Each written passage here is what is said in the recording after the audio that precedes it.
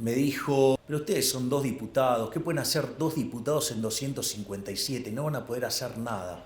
Maradona tendría una frase para eso. Muchachos, en algún momento van a tener que poner las pelotas, van a tener que invertir, se van a tener que jugar para que se abran las aguas. ¡Viva la libertad, carajo! Buenos días.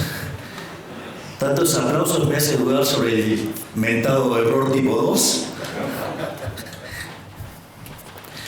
Bueno, la charla que voy a dar hoy es sobre la herencia, lo que hicimos y lo más importante, cómo la vemos de cara al futuro y cuáles son las posibilidades que hay en esta perspectiva.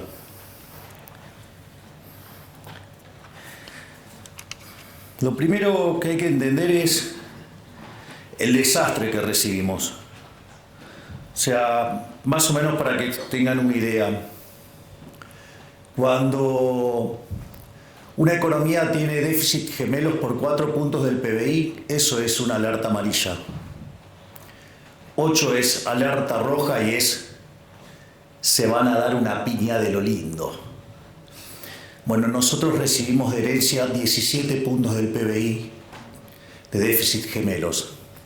Así es que se darán una idea del tamaño de desafío que teníamos. Esos déficit gemelos tenían un déficit fiscal consolidado de 15 puntos del PBI, donde 5 correspondían al Tesoro Nacional y 10 al Banco Central, donde, como si eso fuera poco, la posición de las LELIQs, que podían ser en 30, 60, 90, 120, 180, 150 y 180 días, la habían pasado todas a pases a un día. Esto quiere decir que al momento en que asumimos, se podría haber cuadruplicado la base monetaria en un día. Digo, para tener órdenes de magnitudes de las dificultades con las que nos encontrábamos. Al mismo tiempo, en materia de dinámica de precios, al existir un tipo de cambio controlado, con una brecha tan grande, la contracara es que existe lo que técnicamente se llama money overhang o sobrante monetario. La magnitud del sobrante monetario en ese momento básicamente era similar a la que teníamos en la previa del Rodrigazo de 1975, lo cual implicó en aquel momento, cuando se quedó el país sin reservas y tuvo que forzosamente devaluar, sextuplicar la tasa de inflación. De hecho, pasó de 30 a 180%. Habíamos tenido una experiencia similar en el año 59, también de similar magnitud, y también había implicado una sextuplicación de la tasa de inflación. En aquel momento pasó de 20 a 120. Por lo tanto, si nosotros teníamos una inflación que básicamente venía viajando el 200%, eso implicaba que la tasa de inflación se fuera a niveles del 1200%. Además, si contemplamos que podíamos estar triplicando la base, digamos, incrementando 3 veces la base, eso implicaba llevar la inflación a 3600% anual. Y si por otra parte consideramos que el gobierno anterior emitió 13 puntos del PBI de manera directa e indirecta, con una base que hoy está en 2.6, implicaba multiplicar por 5, es decir, metíamos 4 veces más de base monetaria, es decir, estaríamos hablando de una tasa de inflación en el orden del 15.000%. Esto que parece exagerado, hecho haciendo las cuentas desde el lado monetario, la realidad es que durante la primera semana de diciembre los precios ya venían viajando al 1% diario. Eso es anualizado 3.700% anual. Cuando ustedes consideran cómo venía en las 2 primeras semanas de diciembre, la aceleración fue tan grande que ya venían los precios viajando al 7.500% anual. Y esto que parece una exageración, y que de hecho muchos nos acusan de haber sido exagerados, cuando ustedes toman el caso de la inflación mayorista, en el mes de diciembre fue 54%. Eso en términos anualizados da 17.000. Es decir, efectivamente estábamos transitando el camino a una hiperinflación. O sea, lo único que requería esa hiperinflación para concretarse era la convalidación monetaria.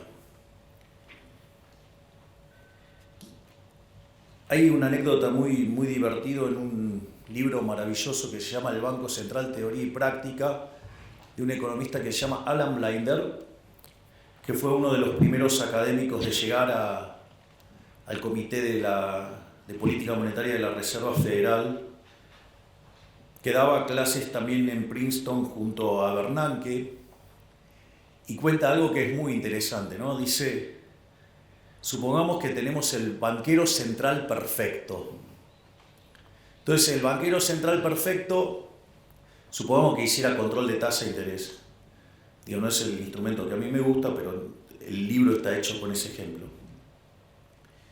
Y entonces, este banquero central es tan genial que no solo que sabe en cuánto mover la tasa, sino que además acierta a la perfección en los rezagos.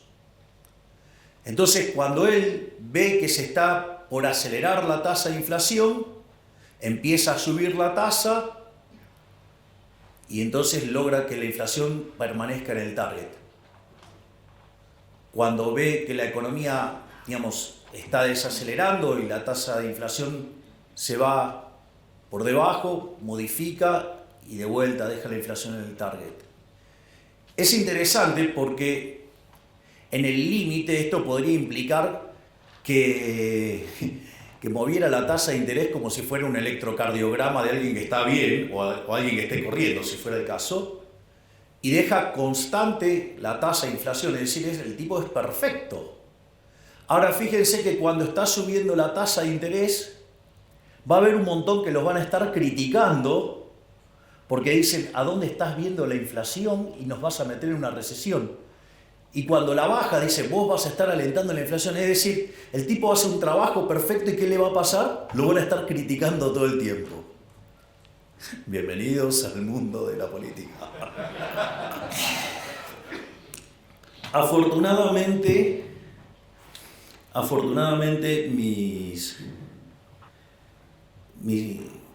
mi trabajo estudiando la Torá junto a mi queridísimo rabino Axel Banish, que ahora tenemos la fortuna de tenerlo como embajador en Israel, una de las cosas que me contaba era que ya, habiendo salido de Egipto, cada vez que Moisés se levantaba tarde, lo criticaban que estaba haraganeando. Si se levantaba temprano, decían que estaba peleado con la mujer, y si se levantaba en el horario, era porque no tenía nada que hacer. Es decir, no importa lo que hagan, los van a criticar igual. O sea, eso, es bastante tranquilizador al momento de iniciar la gestión, porque se lo criticaban a Moisés, entonces a mí me pueden decir de todo y lo tengo más que bien merecido. Así que en ese sentido, pero es bueno saber porque ahora, hay un montón que dicen: nunca hubo hiperinflación. ¿No? Se olvidan que en el medio, ahora lo voy a describir, pero llevamos un ajuste de 13 puntos del PBI, el más grande en la historia de la humanidad. Pero bueno, es la vida. La otra parte era el desequilibrio cambiario. Es decir, la relación entre el paralelo y el oficial era 3-1. Por lo tanto, la situación estaba bastante complicada. Acá hay algo interesante, que me voy a adelantar a la parte de las críticas que nos hacen. Porque ahora, que hay que subir el tipo de cambio y todas esas cosas. Yo me acuerdo que estábamos en el Hotel Libertador, estaba con el equipo de Toto, y el consenso de mercado era que teníamos que llevar el tipo de cambio a 600. De hecho, digamos, o sea, yo lo quería llevar a un nivel que, ajustado por riesgo país, quedara igual que el paralelo. Eso tiene una justificación técnica para tratar de eliminar el exceso de demanda y que el impacto en actividad sea lo menos posible. Digo, me causa gracia porque esos mismos, digamos, que se quejan de que ahora el tipo de cambio está atrasado, decían que tenía que ser 600 y la hipótesis de inflación que tenían es mucho más alta que la que estamos viviendo. Digo, no les cierra el modelo, muchachos. Es decir, lo que digo es, ojo con esos economistas porque no les cierra el modelo. Es decir, me decían que el tipo de cambio tenía que ser 600, que estábamos locos en ponerlo en 800 y la hipótesis de inflación que tenían era más alta que la que estamos teniendo en la realidad. Digo, no les cierra el modelo, yo solamente lo menciono. Después teníamos un problemita menor que se llamaba reservas internacionales netas. Estábamos 11.500 millones de dólares abajo.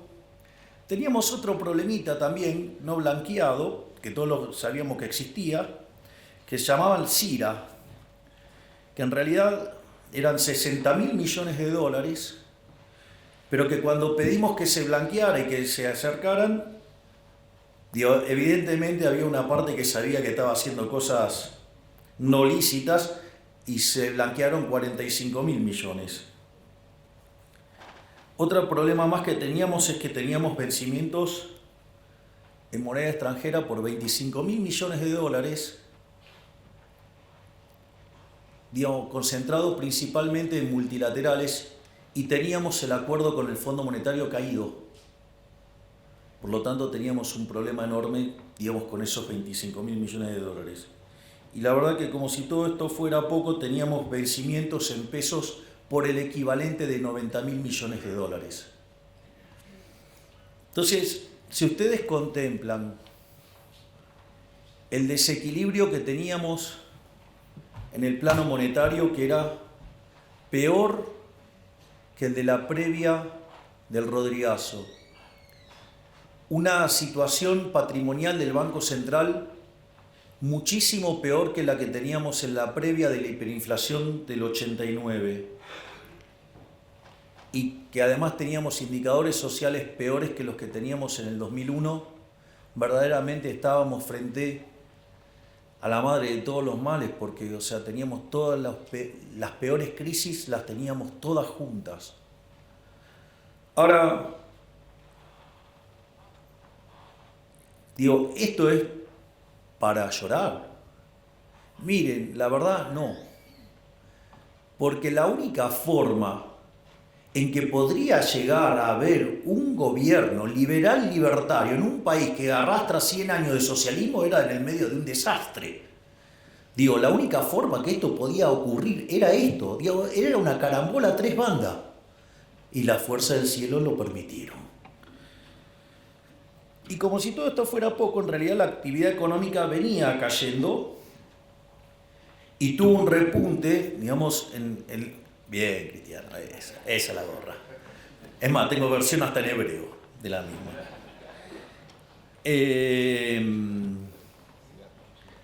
Eso es divertido, de dónde salió esa... Bueno, se la voy a contar porque es divertido. Digo, para que vean lo dinámica que es la política. Nosotros, cuando con Victoria asumimos como diputados en diciembre del 21, un periodista de Diputados TV, que yo lo conocía de América, un verdadero grosero, me dijo: pero ustedes son 2 diputados, ¿qué pueden hacer 2 diputados en 257? No van a poder hacer nada. Y yo le contesté con el primer libro de Macabeos 3:19, que dice: la victoria en la guerra no depende de la cantidad de soldados, sino de las fuerzas que vienen del cielo. Maradona tendría una frase para eso.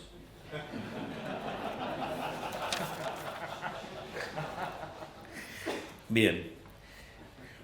Naturalmente, frente a este desastre que enfrentábamos, o sea, había que tener sin duda un programa de estabilización bien duro y concreto. Esto es divertido porque se la pasaron durante la campaña diciendo que nosotros no teníamos ningún plan, que no teníamos programa económico, que no teníamos nada.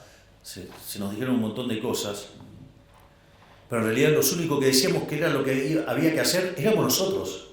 De hecho, yo hasta había publicado un libro que se llamaba El fin de la inflación, donde si lo leen, van a encontrar que está todo contado ahí.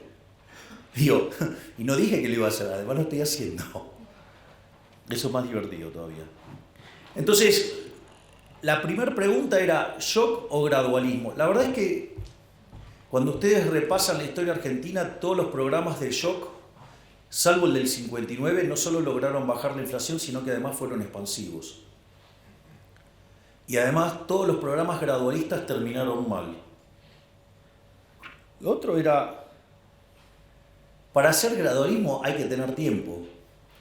¿Ustedes creen que yo tenía tiempo si tenía la posibilidad de triplicar la base monetaria en un día? Cuadruplicar la base monetaria en un día. No había tiempo. Pero como si todo esto fuera poco, si ustedes quieren hacer gradualismo, además requiere eso de que ustedes tengan financiamiento. Y Argentina no tenía financiamiento si tenía caído el acuerdo con el Fondo Monetario Internacional. En ese sentido, digamos, la verdad que no había otra alternativa que el shock. Además, yo considero que la única salida es el shock. Eso, digamos, también tiene una explicación. Entonces, en función de esto, nosotros implementamos un programa de estabilización hiperortodoxo bien duro. Digo, al margen de la cantidad de cosas que digan, digamos, muchos economistas, ¿no? Que esto es una transición, que después falta el programa. Miren, si la inflación de diciembre mayorista fue 54%, viene bajando todos los meses, el mes anterior fue 10 y el último fue 5. Si la inflación mayorista, que venía a niveles del 45, la pudimos clavar en 25 y después fue 20, 13, 10 y ahora vamos camino a un dígito. Digo, en términos de core seguro. Digo, deberían ser más respetuosos. Digo, claramente que hay un plan de estabilización para bajar la tasa de inflación. Digo, que no la vean no es mi culpa. Digamos, o sea, un programa de estabilización esencialmente tiene 3 elementos. Tiene una política fiscal. Nosotros hasta le hemos puesto nombre a esa política fiscal. Se llama motosierra y licuadora. O sea, tiene motosierra y tiene licuadora. Es más, muchos de los que nos critican de la calidad del ajuste, a mí me causa gracia porque decían que hacer un ajuste de más de un punto del PBI era imposible. Y nosotros apuntábamos a que en el año 2024 tengamos déficit cero. Y lo hicimos con tanta convicción que obviamente que tenía licuadora y que tenía motosierra. Y después creíamos que lo íbamos a poder lograr en el primer trimestre. Y lo logramos en el primer mes. O sea, enero tuvimos déficit financiero nulo.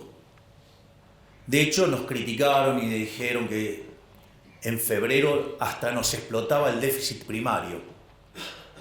Nuevamente, déficit cero. Y les voy avisando que el día 22 voy a estar anunciando los números. Vamos a estar haciendo una cadena nacional, donde además vamos a estar anunciando los números fiscales. Y les aviso que el primer trimestre del año terminó con resultado financiero positivo. Es decir, con lo cual, digamos, a todos esos analistas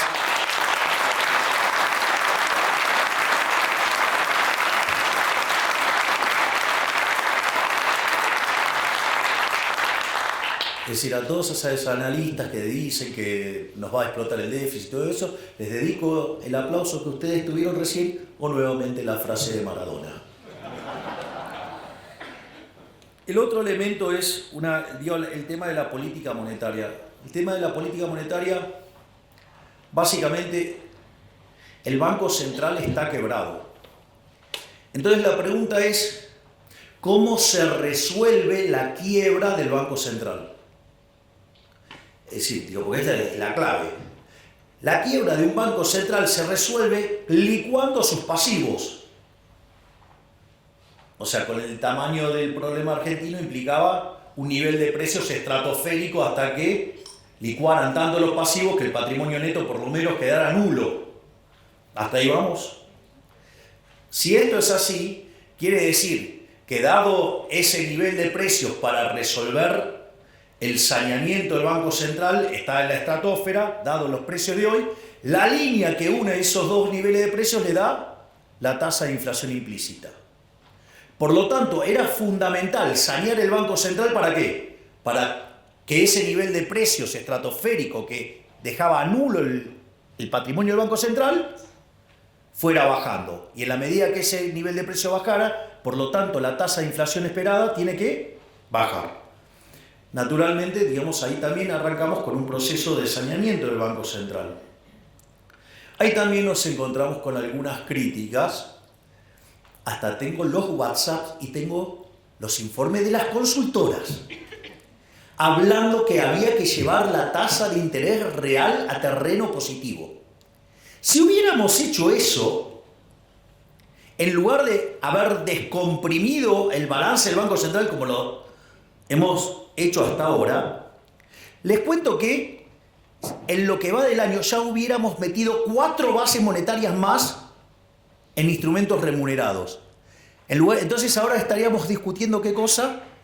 No, esto es insostenible. Estaríamos hablando de la pelota de las LELIQs o la pelota de los pases o no sé qué cosa, digamos una bola de nieve que nos iba a arruinar en una hiperinflación. Ahora todos esos están todos escondidos, nadie dice nada. Es decir, le deben tener miedo a la frase de Maradona. Pero dicho de otra manera, lo importante es que la contracara de ese déficit cuasi fiscal de 10 puntos del PBI ya lo llevamos a 4. Es decir, no solo que llevamos hecho un ajuste fiscal de 7 puntos del PBI en el Tesoro, motivo por el cual ahora hemos empezado a relajar partidas y entonces ahora empieza a quedar más motosierra y mucho menos de licuadora. Digo, para los que están tan preocupados por la calidad del ajuste, como si no fuera que una licuadora permanente es una motosierra, ¿no? Pero bueno, ese es otro detalle. Lo importante es que hemos hecho sucesivas bajas de tasa de interés y todo el mundo ¿qué esperaba cada vez que bajábamos la tasa? Que subiera el tipo de cambio y que perdiéramos reservas. Bueno, llevamos acumulados más de 12.000 millones de dólares de reservas.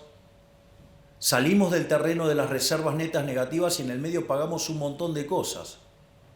Por lo tanto, también lo que hicimos en materia monetaria y cambiaria es un éxito. De hecho, ahora la discusión es, no, bueno, pero la tasa en dólares es enorme. Y entonces si yo le hubiera puesto en términos reales positivos, hubiera sido todavía más grande.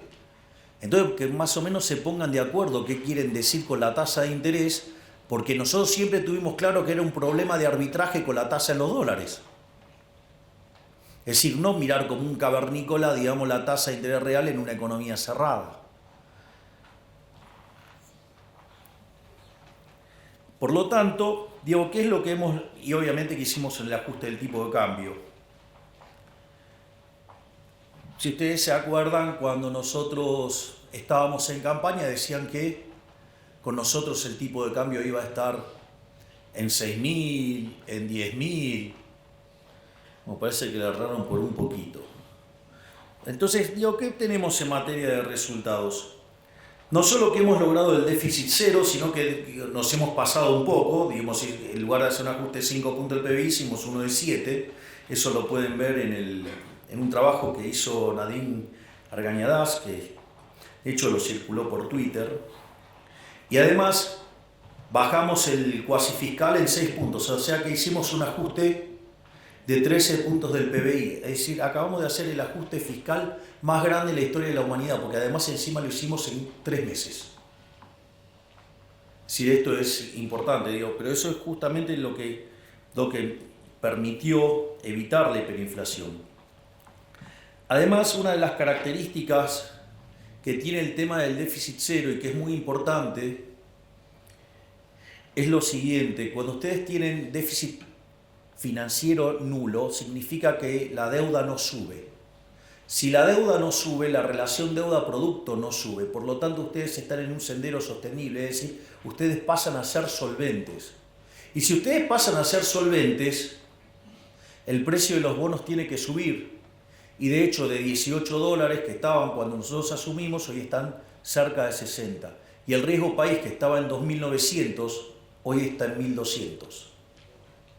Y si logramos bajar 200 puntos básicos más el riesgo país, ya podemos ingresar a los mercados de deuda.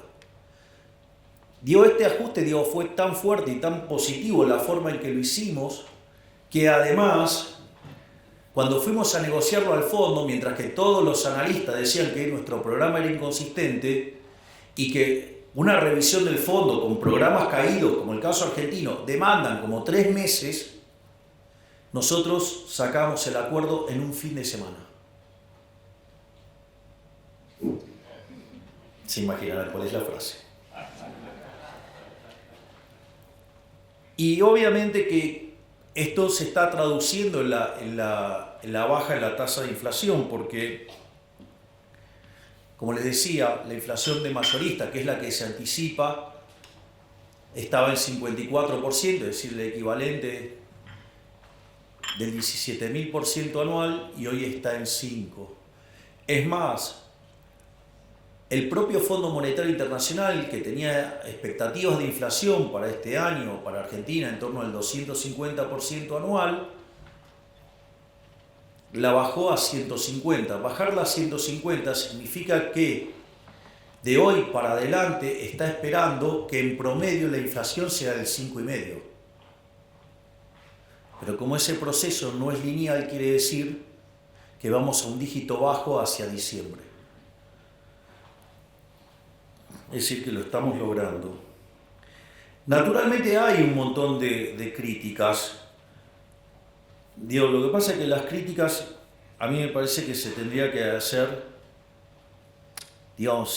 entendiendo el modelo que uno tiene en la cabeza. O sea, yo, por ejemplo, no sé, cuando dicen programa integral, ¿no? Entonces dice políticas sectoriales dentro del programa dentro del programa. Miren, yo no soy Leontiev, no sé si soy claro. Es decir, yo no les voy a hacer el plan quinquenal. Yo no creo en eso. Yo no creo en una economía dirigista. Yo soy liberal libertario.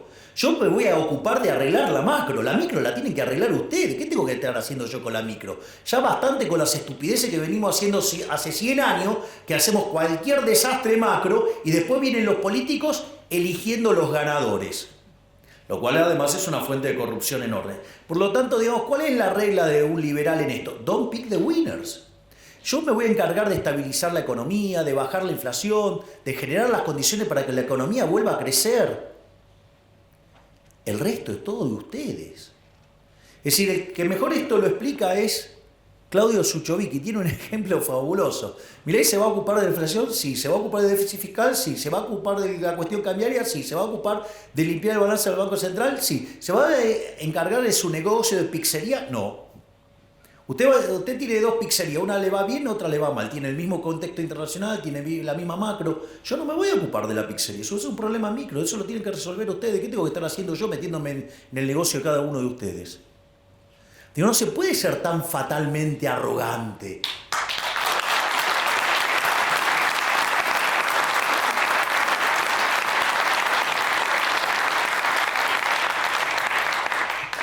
La otra es la política de ingresos. Entonces, claro, ¿pero qué es la política de ingresos? Tocar el precio de tal cosa, el precio de tal otra, el precio de tal otra, la tasa de interés, los salarios. ¡Ey! Hola, soy liberal libertario. Yo creo en el sistema de precios. Es decir, creo en el sistema de precios. Entiendo que puedo tener un problema transitorio porque estoy pasando de una economía hipersocialista, digo, tengo 100 años de socialismo, y entonces estamos haciendo una reforma pro mercado. Hay un montón de desequilibrios de inicio, más el problema adicional que tenemos que evitar una hiper, entonces estamos corrigiendo precios relativos en un contexto de alta inflación. Entonces, y con algunos problemas de base y con algunos problemas de violentar la propiedad privada antes, entonces puede ser que en algún momento, digamos, haya algunas correcciones vía defensa de la competencia. Digo, todos están entendiendo de lo que les estoy hablando. Digo, pero salvo cosas así puntuales y que son propias de la transición, esas cosas no van a existir nunca más. Pero antes ustedes tienen que estabilizar la economía y que quede claro el respeto por la propiedad privada.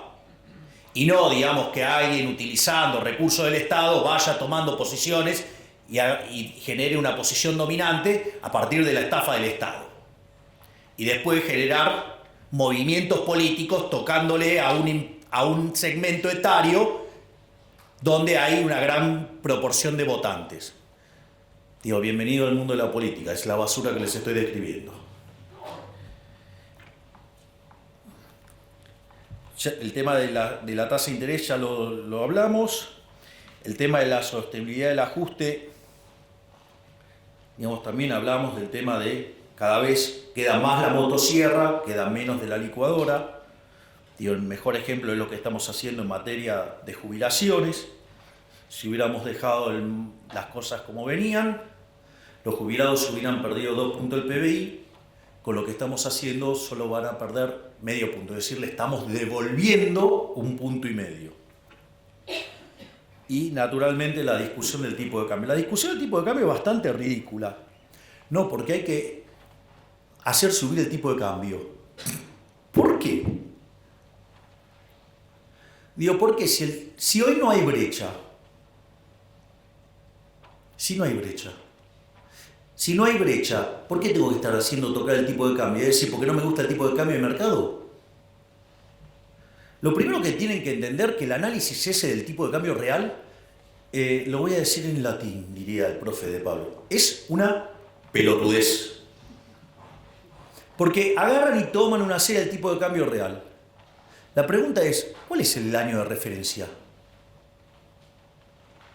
Digo, que alguien me explique por qué toma el determinado año de referencia sobre el que calcula el promedio. Digo, que explique eso. No, eso no lo explican. No solo eso, cuando ustedes se fijan hay momentos donde el tipo de cambio real queda muy depreciado y hay momentos que queda muy apreciado. Por lo tanto, digamos, algo que tiene ese nivel de volatilidad, calcular el promedio les diría que es otra estupidez del tamaño de una casa. Pero como si todo eso fuera poco, en el momento que ustedes, no sé, calculen un promedio y en algún momento, digamos, el tipo de cambio va a pasar por ahí, tomen ese año. Ustedes podrían decir que en ese año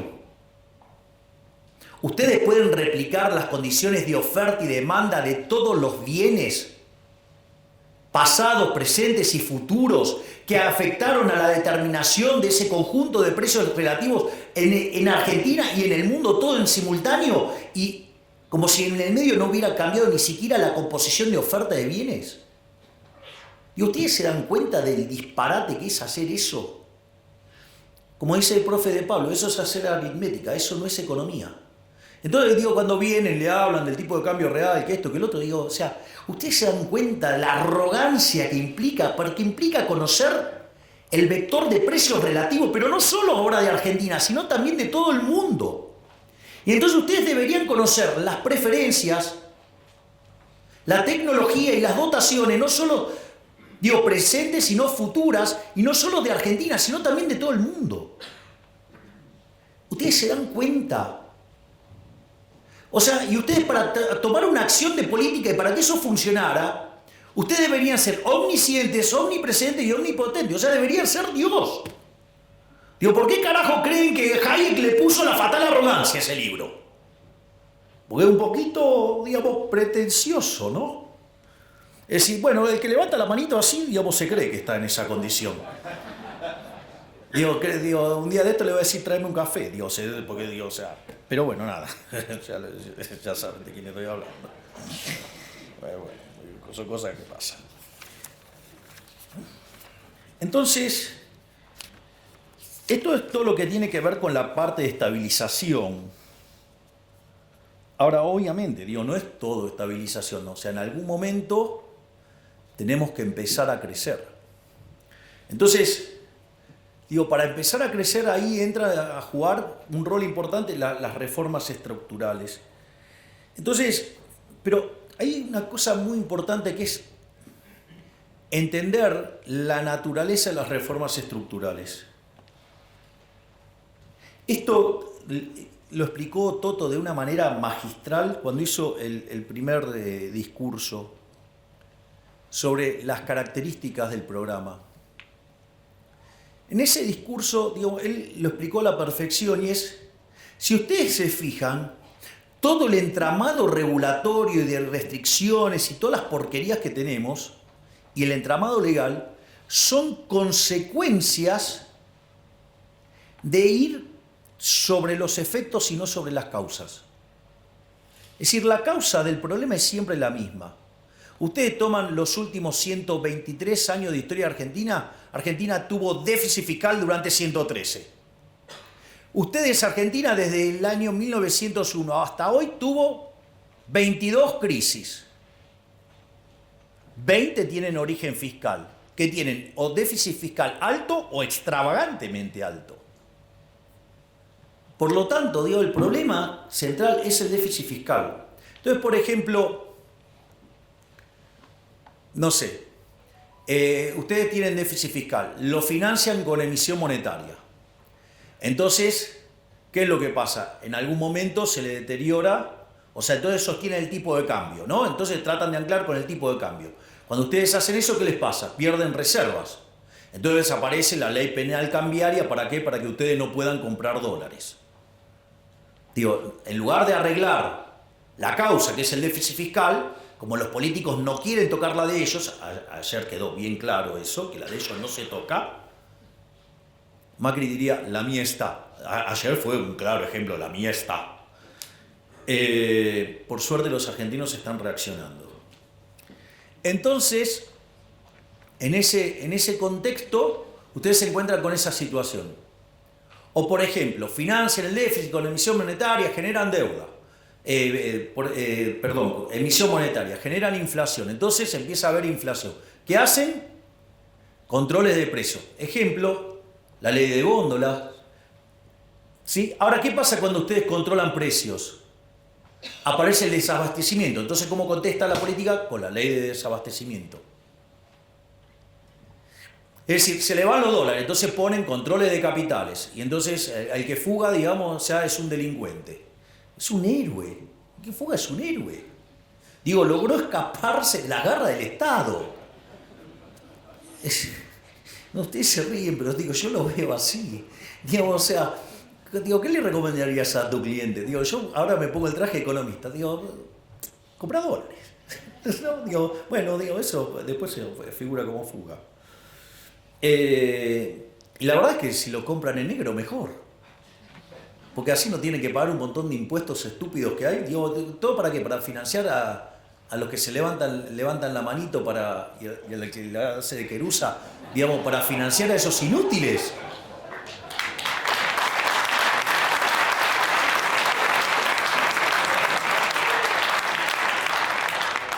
La frase dice que el ladrón que roba a otro ladrón tiene 100 años de perdón. Digo, con lo que han robado los políticos argentinos tenemos la eternidad ganada. Entonces, la realidad es que cuando ustedes se fijan, nuestro programa económico que tiene, digamos, la pata fiscal, la pata monetaria y la pata cambiaria, donde hay un ancla nominal, no es que no hay ancla nominal, Esa es otra estupidez que decían. No, acá no hay ancla nominal. Miren, desde que nosotros llegamos, la base monetaria prácticamente no ha cambiado. Y emitimos un montón para comprar los 12.000 millones de dólares. Nos habían dejado un regalito que se llamaban unos puts en el Banco Central que nos dispara emisión endógena. Estaban los pasivos remunerados. ¿Y con qué compensamos? Compensamos con BOPREAL y compensamos con resultado fiscal. Y eso hace que la base monetaria no cambie. Hoy tenemos reservas internacionales netas nulas y tenemos la misma base monetaria. Ese es el ancla. El ancla es la cantidad de dinero. Es más, si ustedes se fijan que siempre se los queja se los tacha de muy agresivos al fondo con el tema a la velocidad que puede bajar la inflación, reconocieron que la estamos bajando más rápido. Es más, algunas críticas me resultan bastante graciosas entre el tipo de cambio y la inflación, porque durante la convertibilidad, que tardó 20 meses en estabilizarse la tasa de inflación hasta ser un país serio en términos de inflación con el tipo de cambio fijo, hoy la tasa de inflación baja mucho más rápido que durante la convertibilidad. Y eso tiene una explicación. Porque ustedes durante la convertibilidad tenían dinero endógeno. El dinero endógeno asociado al aumento de la demanda de dinero. Cuando ustedes querían demandar pesos, ¿qué hacían? Entregaban dólares y el Banco Central les daba pesos, ¿sí? Entonces el aumento de la demanda de dinero tenía como contrapartida, ¿qué cosa? Un aumento de la oferta de dinero. Y eso hace que entonces ustedes dejaban el mercado de dinero todo el tiempo en equilibrio y lo único que restaba era ¿qué? La readecuación de los precios relativos por los dos quilombos hiperinflacionarios anteriores, ¿no? Digamos, la hiper de Alfonsín y la hiper de Menem. Entonces, cuando se terminaron de corregir todos esos problemas de precios relativos, la inflación desapareció. Porque ustedes mantenían en equilibrio el mercado monetario. Nosotros también mantenemos el equilibrio del mercado monetario, pero sin emitir. Con lo cual, todos los aumentos de demanda de pesos van contra ¿qué? Contra caída en el mercado de bienes. Por lo tanto, el nivel al cual la tasa de inflación baja es muchísimo más rápido. Ahí está la explicación. No era tan difícil. Solo lo único que es poner un poquito de cabeza. Entonces, para enfrentar esto, nosotros enviamos el programa de reformas más ambicioso de la historia argentina. Mandamos 1000 reformas en 2 instrumentos. 1/3 en el DNU, 2/3 en la ley bases. El DNU todavía sigue en pie, pero ¿cuál es la característica de estos instrumentos? Tiene 3 elementos. El primero, que a diferencia de todos los DNU que hubo en Argentina, donde todos avanzaron sobre las libertades individuales, sobre la propiedad privada, esta es la primera vez que devuelve libertades, o sea, le devuelve libertad a los ciudadanos. Hace un respeto furioso de la propiedad privada, promueve estructuras de mercado más competitivas. Eso sí, tiene un defecto enorme, tanto el DNU como la ley bases. Un defecto tremendo. Va contra el curro de los políticos. Eso se vio con claridad lo que hicieron, cuando lo voltearon en la Cámara de Senadores. Obviamente, que los mayores abanderados de los curros que van a decir, no, el decreto sí es constitucional. Afortunadamente, la Corte, después de algunas cosas, ahora parece que como que se encaminó, se reorientó y ahora, falló en 2 casos a favor del DNU. No es suficiente todavía, pero es un buen inicio. En cuanto a la ley base también tiene los mismos conceptos, pero eran cosas que no podían salir por decreto, sino que tenían que pasar por el Congreso por el tipo de cosas que implicaba. Entonces, cuando nosotros nos sentamos con los gobernadores en Casa Rosada, una de las cosas que yo les propuse a los gobernadores era arreglarles el problema fiscal que tenían. Y eso estaba en el capítulo 4 de la Ley de Bases. Ahora, ¿qué es lo que sucede? Los gobernadores, en lugar de entender eso como un acto de buena voluntad, lo entendieron como un signo de debilidad. Frente a ese caso, ¿qué empezaron a hacer? Empezaron a hacer un desastre en materia de fiscal. Entonces, ¿qué es lo que pasó? Nosotros sacamos el capítulo 4 de la Ley de Bases. ¿Cómo lo leyó el círculo rojo, que cada día está más analógico? Esta es una derrota de Milei. Salió Toto y explicó, bueno, si ustedes no quieren dejar el capítulo 4 como estaba y hacen un desastre fiscal como el que estaban haciendo para que nos peguemos la piña de acá a 6 meses, nosotros levantamos el capítulo 4. Pero si nosotros levantamos el capítulo 4, ustedes van a terminar haciendo un ajuste fiscal más grande que el que están dispuestos a hacer. Ahora volvió la Ley de Bases. Adivinen qué tiene. El mismo capítulo 4. ¿Quién ganó? Digo, tengan cuidado con estos muchachos que están muy analógicos, que no, parece que no entienden bien cómo funciona la política. No solo eso, sino que además, después pasó el resto de la Ley de Bases, fue aprobada, y después la empezaron a desguazar. Qué interesante, porque los fondos fiduciarios tenían más de 20 años, se enteraron ahora que existían.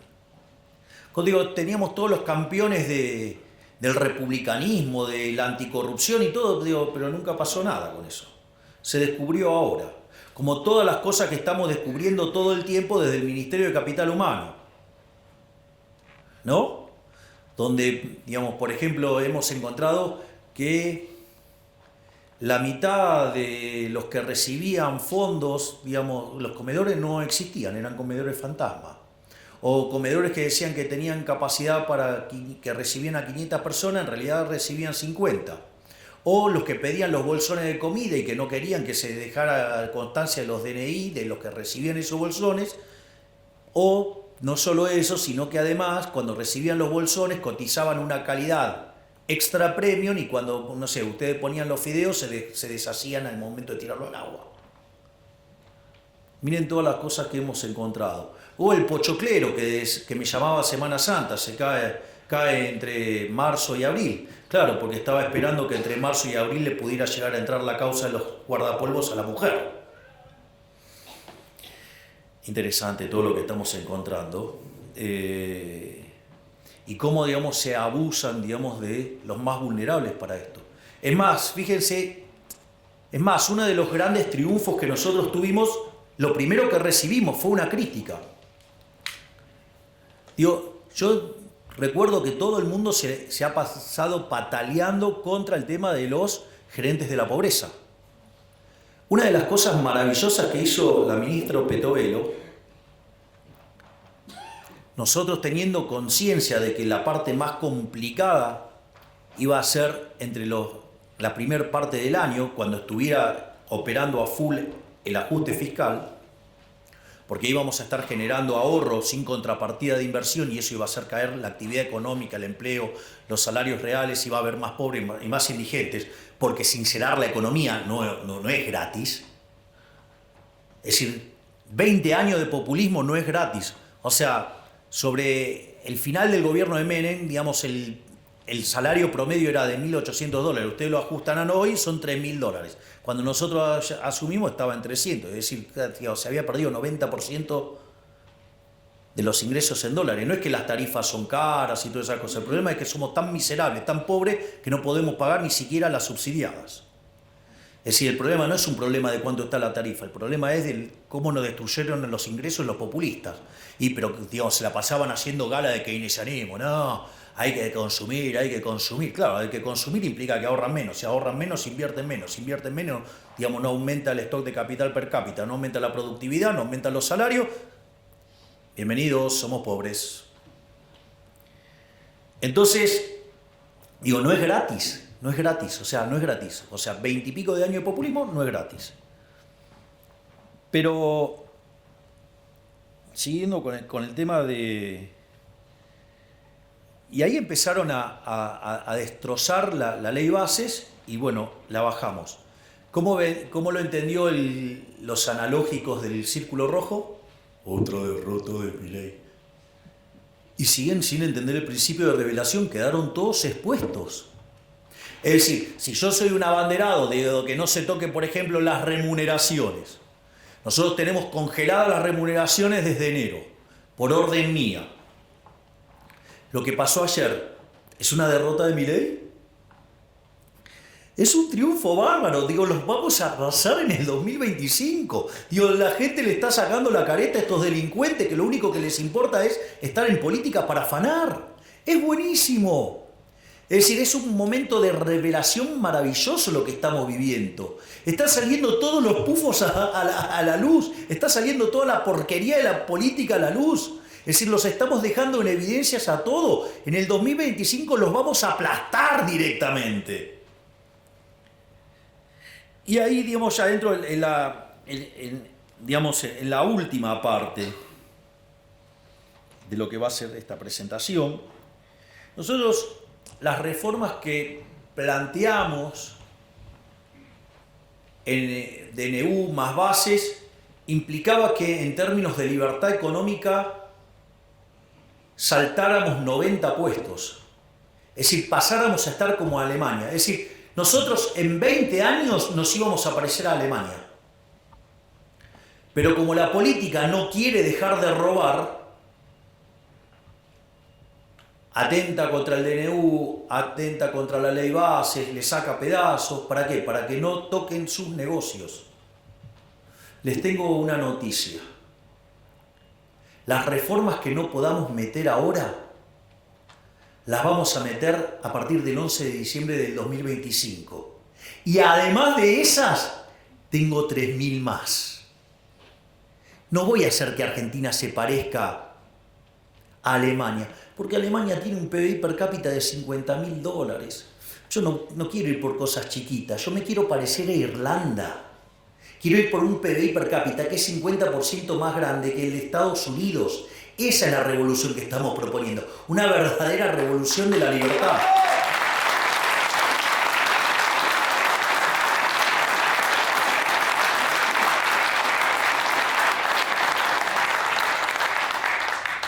Y en ese sentido, hay algunas cosas que resultan interesantes porque es cierto que en el medio del ajuste que estamos haciendo, el 75% de los argentinos entiende que estamos peor. Es decir, entienden claramente que estamos peor. Pero ¿qué es lo más maravilloso?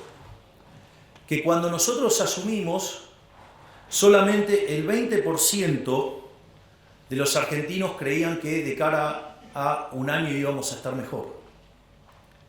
Eso en el mes de febrero en enero trepó a 30 quiero decir, en marzo, digamos, ya estaba en 40 y hoy estamos en 50. Es decir, hoy ya la mitad de los argentinos percibe que de acá a un año vamos a estar mucho mejor. Y eso no es menor. Además, el 70% de los argentinos está convencido que vamos a exterminar la inflación. Es decir, nada más que hay 50 puntos que consideran que lo vamos a hacer en un año y 20 puntos, digamos, que consideran que lo vamos a hacer en 2. Es más, si hoy fuera el balotaje, pese que le pese a algunos, hoy lo ganaríamos por más diferencia.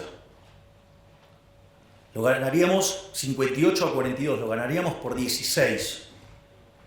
Pero no solo eso, porque cuando ustedes van a esa votación de los 58,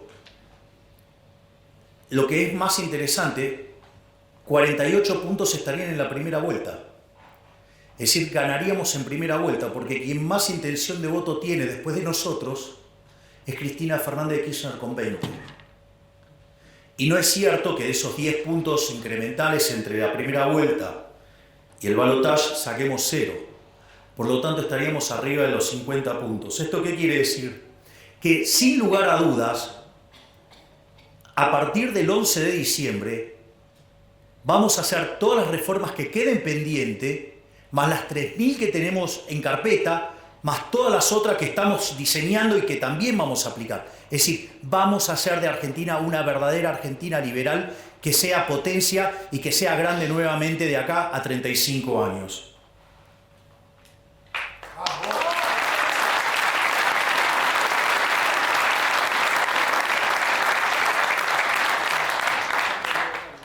Y finalmente, digo, la pregunta es ¿cómo?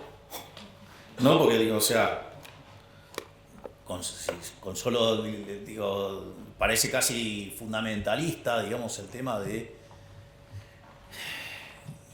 con que solo, digamos, si yo le digo subimos en libertad económica va a ocurrir, o sea, digo, me pueden tener mucha estima, pero creerme tanto, digo, hasta sería peligroso, le diría. Entonces, el punto es cómo es todo el proceso. Miren, la primera parte es rebote. La primera parte es rebote. De hecho, fíjense que cada vez son más los analistas que están viendo una B corta. Esa B corta tiene, ya había aparecido un indicador que pareció raro, que para febrero el desestacionalizado de Orlando Ferrés había dado positivo. Pero claramente es un indicador, el desestacionalizado, que tiene mucha inestabilidad en la punta. Entonces, hay que tomárselo con mucho cuidado eso. No solo eso, cuando ustedes empiezan... Ahora salió el índice líder, digamos, de la Ditela, que anticipa, digamos, la evolución de la actividad y dio positivo. Cuando ustedes miran minería, viene para arriba. Cuando miran oil and gas, viene para arriba. Cuando miran el campo, viene para arriba. Es decir, cada vez tenemos más indicios de que esto está rebotando y levantando. No solo eso, sino que además ustedes tienen algunas cuestiones adicionales. Y es que donde se notaron las caídas más fuertes, digamos, el recorte se está dando en B de manera violenta. No sé, ejemplo, CAME, las ventas, digamos, pegó un rebote fuerte. No solo eso, sino, digamos, que la brutal caída del riesgo país, eso, cuando ustedes miran empíricamente, cada vez que el riesgo país se desploma, digamos, la actividad rebota fuertemente. Pero no solo eso. Además, hay otro elemento fundamental, y es, aun cuando no hiciéramos ninguna de las reformas estructurales, digo, la descapitalización de la economía obedece a todo un conjunto de reformas estructurales negativas que hicieron que uno se coma el capital. Si la economía argentina está muy descapitalizada, ¿por qué está descapitalizada? Para que el valor del producto marginal del capital, digo, la TIR de la firma, esté por encima del WACC, ¿no? Digo, para que no destruyan valor. Entonces, en ese contexto, ustedes lo que tienen es que, cambiando la regla de juego, ¿qué pasa ahora? La tasa está desalineada con el costo de oportunidad de capital. ¿Por qué creen que vuelan las acciones? Justamente por eso, porque afuera la están viendo. Entonces, en ese que de 20 años de destruir capital, una productividad enorme, retornos reales enormes, contra tasas de interés desplomándose, ustedes tienen una posibilidad de ganar plata a lo loco, aún sin reformas estructurales. Es decir, podemos hacer reformas, digamos, sin hacer reformas, podemos crecer durante un periodo interesante de tiempo, no a las tasas que a mí me gustaría, pero sí podemos rebotar fuerte ahora y crecer fuerte, digamos, en el arranque. Entonces vamos a llegar al 2025 con tasas de expansión muy fuertes, compuestas de rebote y de crecimiento por descapitalización y tasa de inflación cayendo. Prepárense porque vamos a arrasar. Y ahí sí vamos a tener la composición de las cámaras que necesitamos para hacer las reformas que Argentina necesita para volver a ser grande. Pero eso no es todo. Si ustedes se fijan, nosotros estamos, cuando termine todo esto, el ajuste fiscal va a ser el consolidado de 15 puntos del PBI. Es decir, va a haber 15 puntos del PBI que se los llevaba el gobierno para financiar actividades parasitarias y que ahora ese ahorro se va a transformar en inversión productiva. Y eso le va a meter a la economía por lo menos entre 4 y 5 puntos de crecimiento adicional.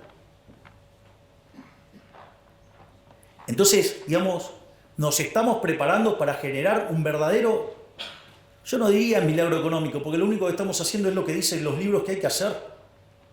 Pero, digamos, tenemos la cabeza tan deformada después de 100 años de lavado de cerebro en la educación pública, sea de gestión estatal o de gestión privada, tenemos tanto socialismo en sangre que, claro, cuando uno lo ve así parece un milagro. En realidad lo único que estamos haciendo es aplicar el manual. Por lo tanto, digamos, las perspectivas de crecimiento para adelante son maravillosas, porque además, por más que no tengamos todas las mayorías para hacer todas las reformas que queremos, solo para una gran parte de las reformas, digo, cuando empiecen a ver la oleada liberal, libertaria que se viene, se van a acomodar. Y eso va a permitir, digamos, que las reformas salgan mucho más fácil de lo que uno lo ve ahora. Pero esto es solo una parte de la historia. Es decir, está, digamos, yo lo que les acabo de decir es toda la configuración macro que hace que Argentina sea un excelente caso de negocios. A ver, si lo voy a poner en estos términos, si yo voy comprado en activos de larga duration en Argentina, con caída de tasa de interés, gano un montonazo, ¿sí o no? Imagínense si además son reales, con lo cual, digamos, no ajustaron, con lo cual tienen para ganar un montón, con lo cual hay una oportunidad de entrar a hacer negocios de infraestructura y de un montón de cosas para ganar un montón de plata. No solo eso, es importante también que tengan conciencia que nosotros, nuestras líneas de análisis económico tienen 3 bloques. Hay un primer bloque que es la coyuntura, es decir, ustedes ahí lo van a encontrar a Toto, lo van a encontrar a Pablo Kirno, lo van a encontrar a Santiago Auxili, son los que se ocupan de la macro, de la coyuntura. Después está la segunda línea de análisis, esto no es una cuestión de orden, es una cuestión, digo, de exposición, que es el tema de las reformas regulatorias, las reformas estructurales, la agenda de la libertad. Ustedes ahí tienen a 2 colosos, tienen a Federico Sturzenegger y al doctor Rodríguez Chirilo, digo, que son los que diseñaron las reformas estructurales para liberarnos de toda esta miseria socialista que cargamos hace 100 años. Y después está el tercer grupo, que tengo el privilegio de tenerlo acá, al queridísimo Demian Reidel, ¿sí? Que es el que se encarga, digamos, de pensar la economía del futuro. Y donde con el consejo, digamos, que él elabora, analizar y estudiar políticas para que Argentina se convierta en un país de vanguardia, un país de primer mundo, donde estemos a la vanguardia del progreso tecnológico. Si lo estamos haciendo, es decir, estamos dejando todo. Ahora, pero quiero ahora sí cerrar con algo muy importante, para que tengan claro que yo les puedo dejar todo listo, pero que la decisión final es de ustedes. Los que tienen el poder de transformar la Argentina son ustedes, no es un político. Yo lo único que tengo que hacer es allanarles el camino, hacerles la vida más fácil. Pero los verdaderos creadores de riqueza son ustedes. Los que van a cambiar el futuro del país son ustedes. Los que van a hacer una Argentina mejor son ustedes. Los que nos van a poner de pie son ustedes. Son los empresarios, los emprendedores. No los políticos. Los políticos no crean valor, lo destruyen.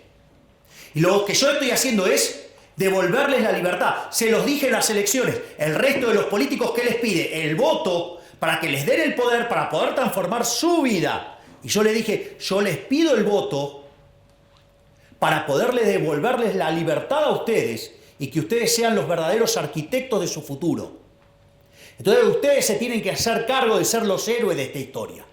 Yo les voy a allanar el camino. En la medida que Argentina además empiece a crecer, yo les voy a poner un pie encima al gasto público, tal que lo licúe en términos de PBI y empezar a devolverle la plata de los impuestos. Es decir, de acá en el futuro también va a haber mucha baja de impuestos.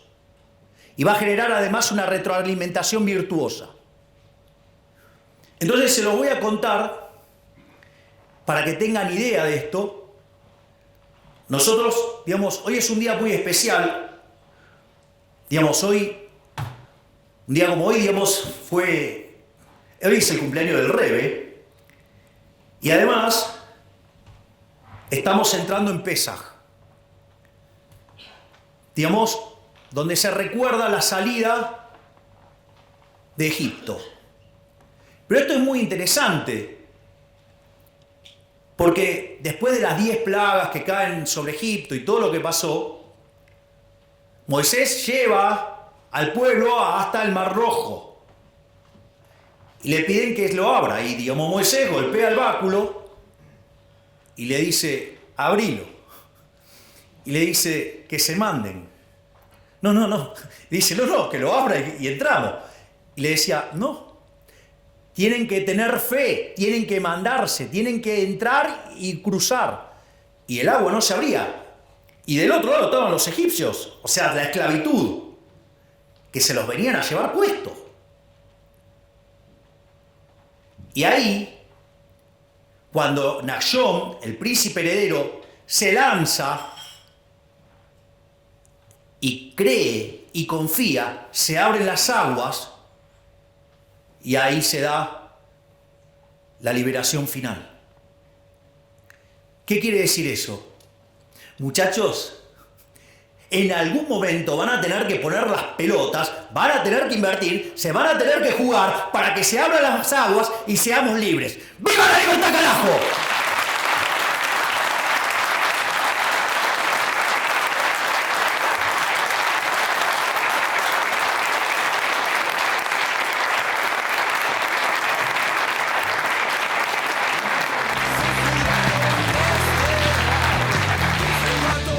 Señores, es la marcha